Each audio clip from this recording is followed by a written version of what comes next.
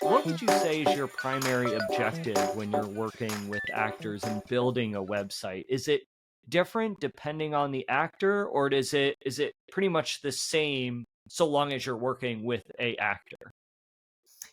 Um, the goal for the website is the same, and then the process and the design aspect of it is, different from actor to actor. The goal in general, and this comes from, my experience like in the production world and just in within that, like having help with casting and everything in those projects.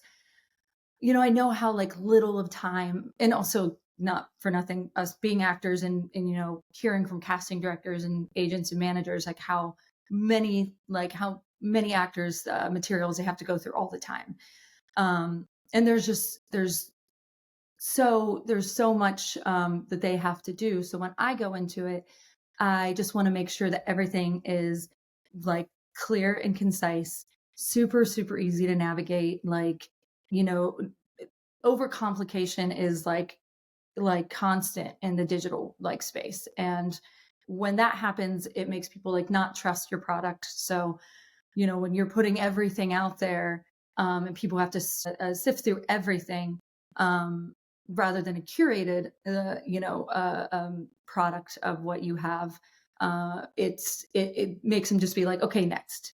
So when I go into a project with an actor, first off, I tell them this is my kind of what I bring into it is just making everything clean, contemporary. The things I said about the Actors Green Room website. But then with each actor's materials, when I see them, that's when I kind of start to understand like the world of what that actor's website's going to be.